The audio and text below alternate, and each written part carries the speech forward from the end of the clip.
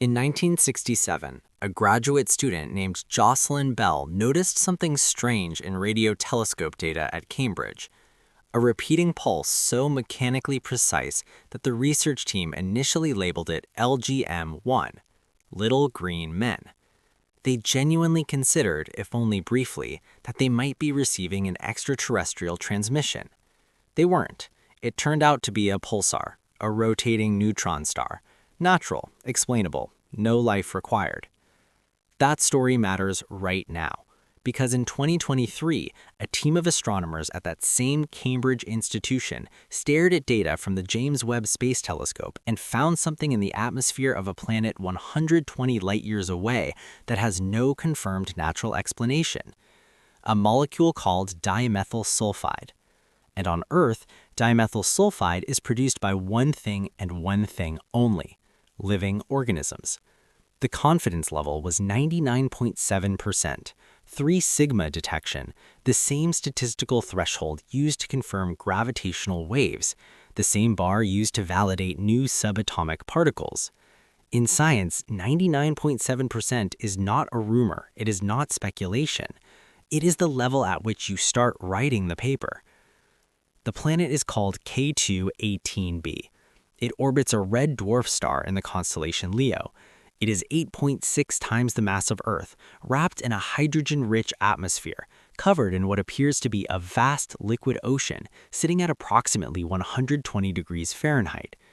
And something there, something we cannot currently explain through geology, chemistry, or physics alone, is producing a molecule that, on our planet, has never once been generated by anything other than life. I want to be precise about what this means, and equally precise about what it doesn't, because this story has been told in 2 dishonest ways. The sensationalized version says we found alien life, end of cosmic loneliness, revolution confirmed.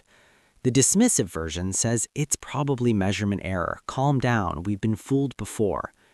Both framings are wrong. Both are getting in the way of the actual story, which is simultaneously more careful and more extraordinary than either version admits. Let me give you the metaphor that carries through all of this. Imagine you're a forensic investigator. You can't enter a building. You can only stand outside and analyze the air filtering through the ventilation system. From that air, using the most sensitive instruments ever built, you have to determine whether something is living inside.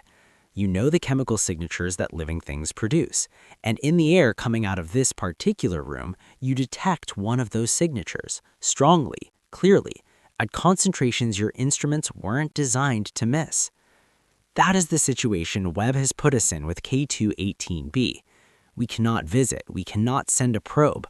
All we have is the light passing through its atmosphere, carrying the spectroscopic fingerprints of every molecule that light encountered on the way through.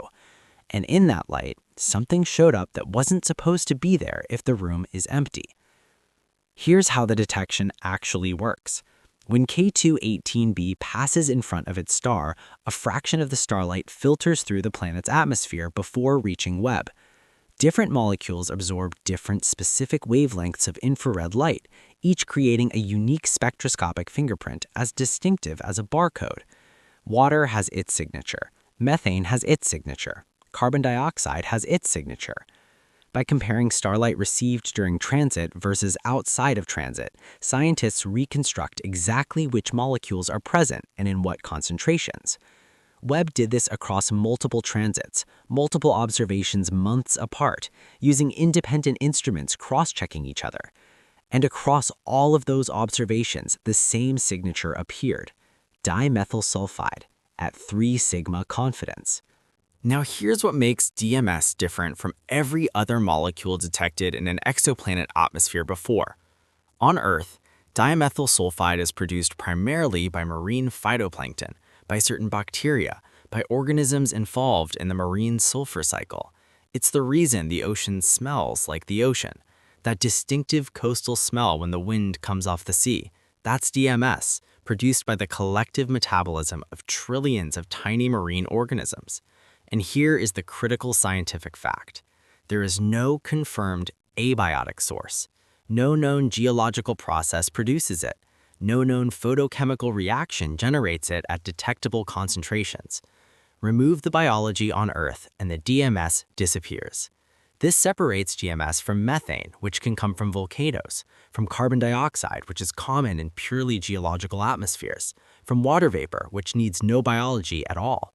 DMS sits in a different category entirely.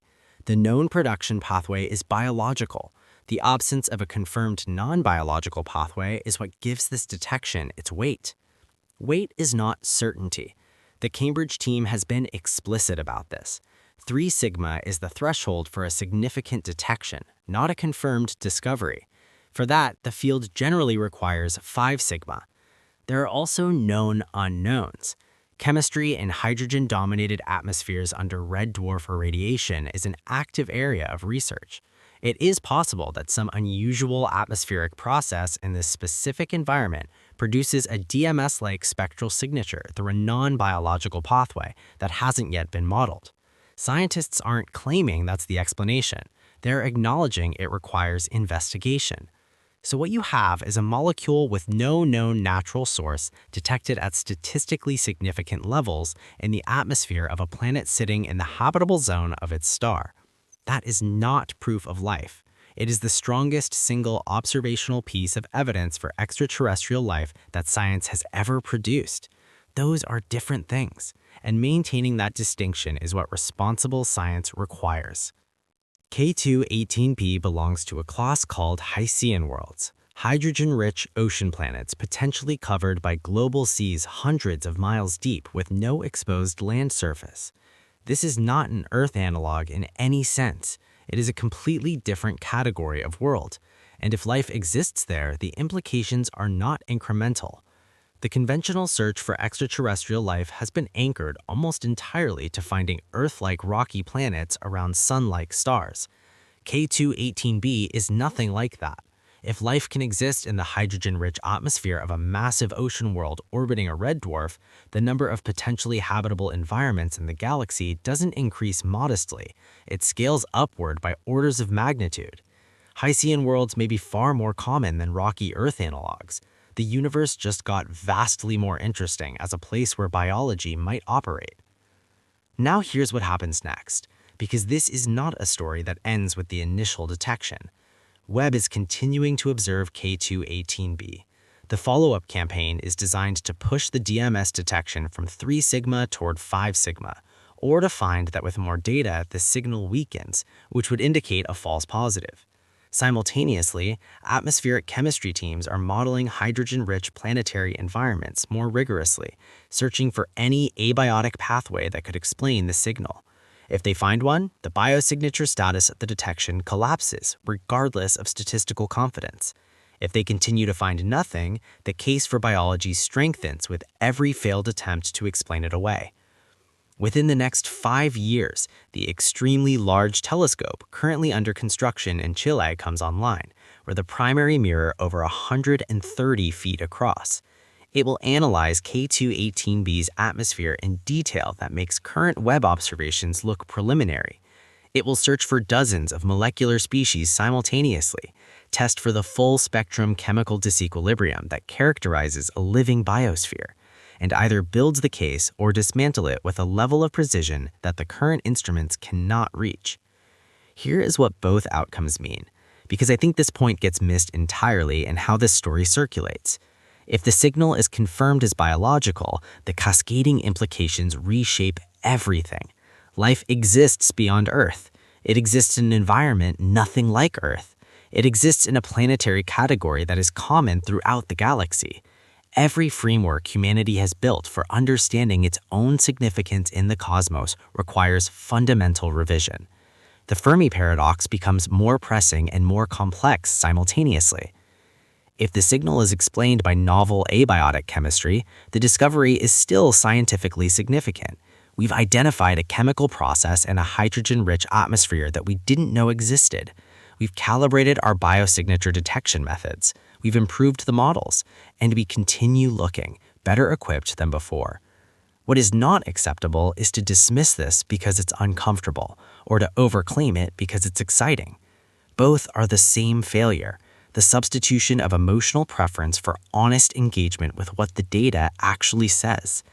The data says a molecule with no known non-biological source is present in the atmosphere of a habitable zone ocean world at statistically significant concentrations. Everything else requires more observations. The scientific process is not a weakness here. It is the only tool capable of answering this question reliably. Something 120 light-years away, in the atmosphere of a hydrogen-wrapped ocean world orbiting a star that will outlive our sun by 1 trillion years, is producing a chemical we currently cannot explain without invoking biology. That fact alone, however it ultimately resolves, is one of the most significant scientific observations in the history of our species. The telescope is running, the data is coming, the molecule is still there. And the question that no civilization in human history has ever been this close to answering sits right in front of us now. If the follow-up observations confirm what Webb is already showing, and that 99.7% becomes 99.9999%, what does that mean for how you see your own existence on this planet, in this solar system, in a universe that may have been full of life the entire time we were convinced we were alone? Think about that. And if you want to be here when we find out the answer, subscribe, because this story is just getting started.